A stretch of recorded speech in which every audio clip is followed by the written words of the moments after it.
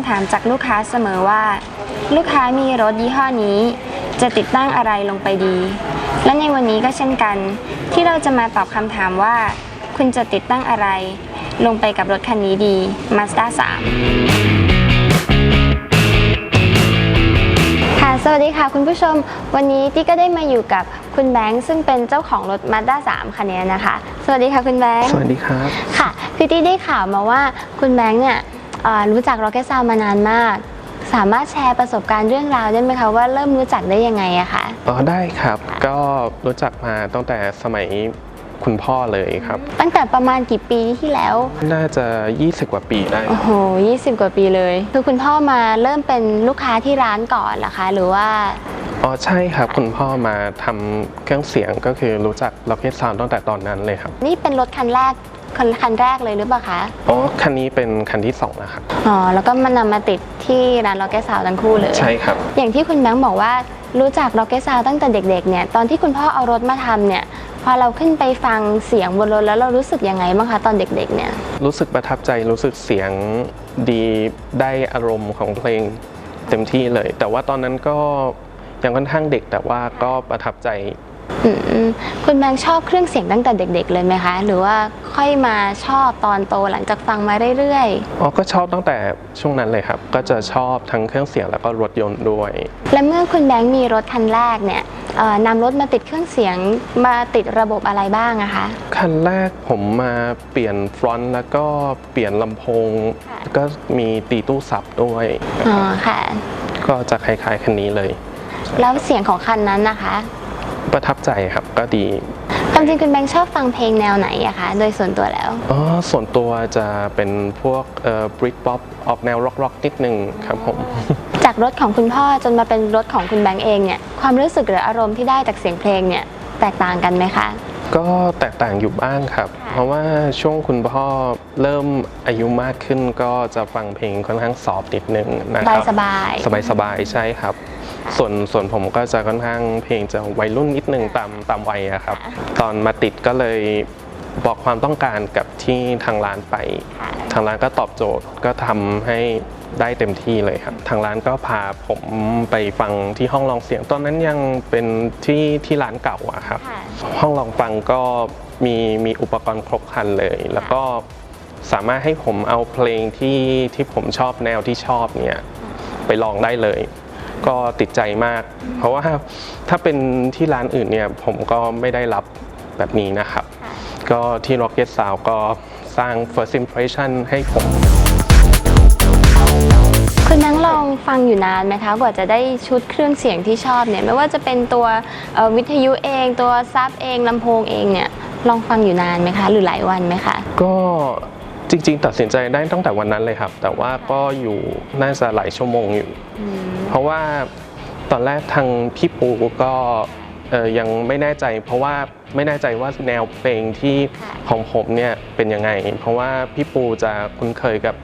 เพลงอีกแนวหนึ่งมากกว่าก็ผมก็บอกความต้องการพี่ปูก็มาเจรนายนะครับประมาณนั้นเลยครับแล้วเสียงที่คุณแบงค์ได้ลองฟังจากในห้องลองอะค่ะพอนำมาติดตั้งบนรถแล้วเนี่ยเสียงเหมือนกันไหมคะเหมือนกันเลยครับก็ในห้องลองก็ลำโพงถ้าผมจำไม่ผิดจะเป็นตัว Prism ก็ประทับใจตัวนั้นก็ได้มาติดกับรถคันก่อนหน้านี้ครับก็ประทับใจมากเสียงได้ตามความต้องการแล้วพอมาถึงรถคันที่2ซึ่งเป็นรถMazda 3 คันนี้นะคะคุณแบงค์ติดเป็นซิสเต็มในระบบมีอะไรบ้างนะคะก็จะมีหลักๆเลยก็จะเปลี่ยนตัวลำโพงเพราะว่าลำโพงของเดิมเนี่ยให้เสียงเบสที่อู้อี้ไปหน่อยผมชอบให้เสียงกลางกับแหลมมากขึ้นแล้วก็มีตีตู้ซับวูฟเฟอร์แล้วก็เพิ่มแอมพลิฟายเออร์ทำให้เสียงกระจายดีขึ้นนะครับแล้วก็เปลี่ยนตัวอินเทอร์เฟซด้านหน้ารถที่เป็นจอดิสเพลย์ครับคือของเดิมยัง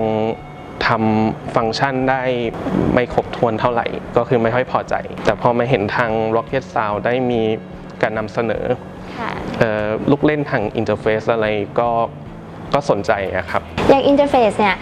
ท่านผู้ชมบางท่านอาจจะยังไม่เข้าใจว่ามันคืออะไรนะคะอินเทอร์เฟซเนี่ยในรถบางรุ่นเนี่ยมันมีข้อจำกัดที่ว่าการที่จะเชื่อมต่ออ็อกเซสซอรี่ต่างๆเข้าไปแสดงบนหน้าจอเนี่ยมันมีขีดจำกัดหรือว่าไม่สามารถเชื่อมต่อได้ตัวอินเทอร์เฟซเนี่ยก็จะเหมือนเป็นตัวปลดล็อกที่สามารถทำให้เราเชื่อมต่อไม่ว่าจะเป็นกล้องมองหลัง Navigator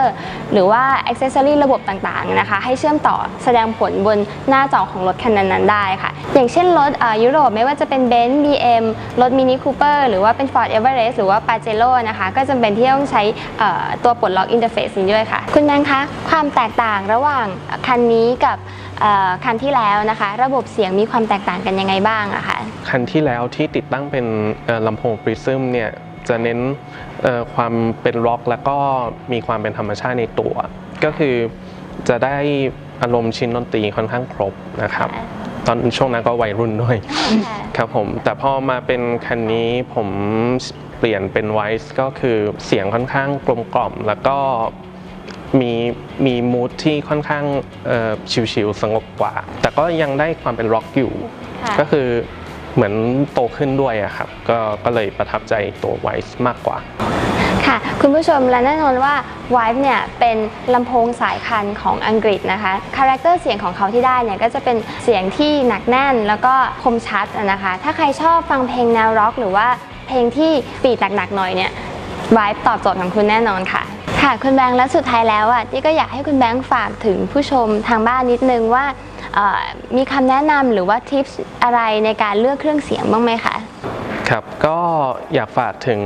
ผู้ชมทางบ้านนะครับว่าอย่ากลัวที่จะมาหาร้านเครื่องเสียงเพื่อหาประสบการณ์ที่แตกต่างเพราะว่าการฟังเครื่องเสียงเดิมๆที่ติดจากโรงงานคุณก็จะได้อารมณ์อีกแบบหนึ่งแต่ถ้าคุณลองเปิดใจแล้วก็ลองเดินมาร้านเครื่องเสียงแค่คุณเปลี่ยนลำโพงคุณก็รับรู้ถึงความแตกต่างได้ครับอย่างที่หลายท่านทางบ้านอาจจะกลัวเรื่องราคาตอนแรกผมก็กลัวเหมือนกันก็คิดว่าราคาอาจจะสูงแต่ว่าพอได้มาปรึกษาที่ Rocket Sound ก็ได้เครื่องเสียงที่ราคาสมเหตุสมผลแล้วก็คุณภาพเสียงได้ตามความต้องการก็ขึ้นอยู่กับงบประมาณของคุณสามารถมาปรึกษากับทางร้านได้ครับและในวันนี้ก็ต้องขอบคุณคุณแบงค์ด้วยที่มาเป็นแขกรับเชิญของเราในวันนี้นะคะขอบคุณค่ะขอบคุณมากครับที่ Rocket Sound เราจะมีลูกค้าที่ส่งกันมาแบบรุ่นต่อรุ่นซึ่งนั่นก็หมายความว่าผลงานของเราจะต้องไม่ใช่แค่ดีแต่ผลงานของเราพัฒนาไปถึงคำว่าประทับใจ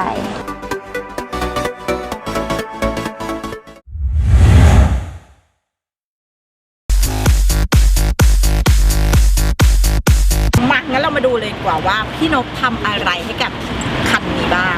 เริ่มต้นเลยค่ะแต่งอะไรลงไปบ้างคือคันนี้ด้วยคอนเซปต์แรกเนี่ยเราพอเราทำQC เนี่ยทำทั้ง SQ นะครับแล้วก็ทำทั้งรถเสียงดังด้วย SQL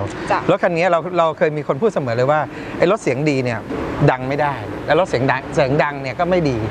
นะครับคันนี้เราเลยทำ2ระบบเลยอยู่ในรถคันเดียวกัน2 in 1ใช่ครับคือถ้าเกิดคุณนั่งฟังในรถเนี่ยคุณก็สามารถฟังแบบมิติเวทีเสียงได้นะครับพอคุณไปเปิดที่ต้องการโชว์สับไปอีกระบบเลยฮะเป็น SQL ด้านหลังเลยฮะเพราะฉะนั้นเราแยกระบบเลยครับเป็น2ระบบนะครับระบบแรกด้านหน้าเนี่ยก็เป็นระบบที่เรียกว่าเป็นเทรนด์ของเครื่องเสียงยุคปัจจุบันก็คือ Image Pro นะครับที่ไปถ่ายตัวเล็กๆตัว Image Pro ใช่ครับที่ติดตั้งง่ายแล้วก็ขยับองศาได้สะดวกสบายน้องอมไม่ได้ไปค่ะอะไรที่ดูเป็นทันสมัยอะไรที่ดูเป็นนวัตกรรมอะไรที่แบบอะไรที่มีความรู้อะไรเงี้ยอมจะไม่ได้ไปจะเป็นโดมเคปล่านี่แหละมันชอบลางานมันชอบไปรับจ็อบนอกอะไรที่เป็นความรู้มันก็เลยถึงโง่อยู่อย่างนี้ไงคุณผู้ชมยิ่งโอ้ไม่ได้แสดงนะคะโอ้โง่จริงๆค่ะทุกคนจะเข้าใจว่าเป็นการแสดงเราไปเริ่มต้นกันก่อนเลยค่ะเริ่มจากฟอนต์เลยค่ะครับคันนี้ใช้วิทยุของ Alpine รุ่น 960 วิทยุเป็นฟอนต์ไม่ต้องตกใจวิทยุแสดงถึงคำเมื่อกี้ที่แป้งพูดนะคะว่ามันเป็นความจริงจัดตาร้านฟอนต์Alpineรุ่นไหนนะคะมันตื่นเต้นทำไมวะเป็นวิทยุเนี่ยวิทยุก็เขาก็เรียกวิทยุเขาเอามาใส่ที่เดิมไง อาจารย์ ก็เป็นแอร์พายรุ่น 960 ตอนนี้ก็น่าจะเป็นรุ่นยอดนิยมของตลาดตอนนี้ ใช่ INEW 960 ใช่ครับ เป็นรุ่นที่สามารถเล่นได้หลากหลายนะครับ ใช่แล้ว แล้วก็มีพร้อมมี Navigator ด้วย ใช่ แล้วที่สำคัญ นำทาง ฟอนต์ตัวนี้น่าจะเป็นรุ่นใหญ่ของอภัยเขาเหมือนกันเนาะ ใช่ครับ แล้วก็ยังคงรองรับทั้ง SQ แล้วก็คนที่เอาไปเล่นเป็นพวก ESQL อะไรพวกเนี้ย ใช่ก็คือ ได้ยู่ ตรงคอนเซปต์ของรถคันนี้เลย เราถึงเลือกฟอนต์รุ่นนี้เข้ามาใส่ในรถคัน แล้ นี้ วการจัดวางล่ะคะ ครับ โมใหม่หรือเปล่า ตัวหน้าเนี่ยเราลงในตำแหน่งเดิมของรถ ในส่วนของระบบด้านหน้าจากวิทยุของ Alpine จ้ะ เราก็ส่งผ่านสัญญาณเข้าตัวโปรดิวเซอร์ของคอมจูน จ้ะ นะครับเป็นของบริษัทในเครือ MDX เหมือนกันนะครับตัวนี้ก็จะมีโปรดิวเซอร์พร้อม Power Amp ในตัวเดียวเลย อยู่ในตัวเลย ดี๋โปรเซสเซอร์ที่มีกำลังขับแบบ Power Amp อยู่ใน ใช่ ตัวเลย ครับ เหอ มี คะ Power Amp พร้อมโปรดิวเซอร์ในตัวเลย แล้วเขาศักยภาพขนาดไหนอะคะ ก็ แอมที่มันอยู่ในโปรเซสเซอร์อะ ก็ถือว่าเป็นระดับไฮเกรดเลยนะครับตัวนี้ครับ แล้วเขาขับได้เยอะไหมอะ ตัวนี้กำลังขับที่ 27 วัตต์คูณ 8 channel 8 channel ครับ เพราะฉะนั้นขับได้กี่ตัวอะไรยังไงบ้าง ก็โดยมาตรฐานเนี่ยสามารถขับได้ถึงลำโพงระบบ Quad Amp เลย คือลำโพง 8 ตัวได้เลย ตัว ครับ โอ้แล้วอันนี้เรามาขับกี่ตัว ตอนนี้เรามาขับลำโพง 3 ทางของ Image Pro เพื่อแยกอิสระเลยนะครับเล่นแบบ Image Pro และเล่นแบบมืออาชีพเลยนะครับคือสามารถตั้งไทม์อะไรเมนได้ ค่ะ มี Equalizer อยู่ในระบบเรียบร้อย Image Pro ตัวนี้เลือกรุ่นอะไรมาขับ ตัวนี้ได้ลำโพง 463 IP 463 ครับผม ทำไมถึงเลือกรุ่นนี้มา ถือว่าเป็นรุ่นที่เริ่มต้นนะครับ ค่ะ แต่ว่าได้คุณภาพที่ดีเลยนะครับสำหรับผมกำลังมองว่า SQ เนี่ยเราอาจจะจ่ายในงบประมาณไม่ต้องสูงมาก แต่ก็สามารถได้คุณภาพเสียงที่ดี พร้อมตำแหน่งเวทีเสียงที่ดีได้ โอ้โห นะครับ ซึ่งในส่วนบริเวณด้านหน้าก็คือมีแค่ลำโพงอิเมจ ลำโพงอินเ r อร์โปร3ทางเพราะเราเสริมความถี่ต่ำด้วยเบสบ็อก เป็นสล็อตอยู่บริเวณ อยู่ด้านที่พักเท้าด้านซ้ายครับซับบ็อกใช้ของยี่ห้อแมกนัมนะครับเป็นสินค้าในบริษัทในเครือของ MDX เหมือนกัน เป็นซับที่มีขนาดค่อนข้างใหญ่นิดนึงนะครับอาจจะติดตั้งยากแต่ให้คุณภาพเสียงที่ได้ทั้งกำลังและก็รายละเอียดของเสียงที่ครบถ้วน ซับบ็อกเขาหนามากไหมอะ ไม่หนามากครับไซส์มาตรฐานปกติครับเป็นอาจจะมีความกว้างที่กว้างกว่าเดิมนิดนึง แล้วเอาโปรเซสเซอร์ที่แมมในตัวเมื่อสักครู่ขับซับบ็อกได้เลยเหรอคะ ตัวในซับบ็อกเนี่ยมีกำลัง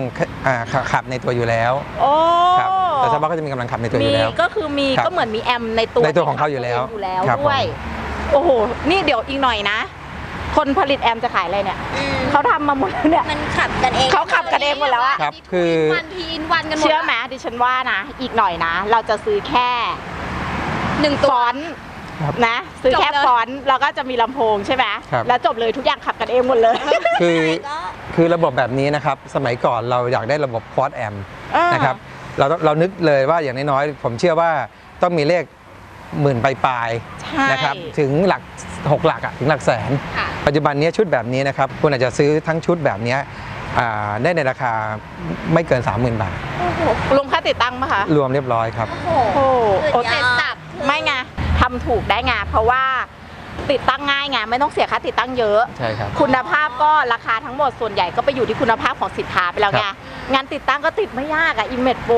นะ ใช่ครับ แผ่นในนั้นแล้วก็แปะเข้าไป ไม่นานด้วย แอมเกินแป๊บเดียวก็รู้เรื่องแหละ ใช้เวลาแบบเดียวด้วยคือทุกอย่างมันไอ้นี้สะดวกสบายขึ้นเยอะหมดเลยอะ ใช่ ครับ แล้ มันง่ายแล้วก็ไม่แพงนะวันนี้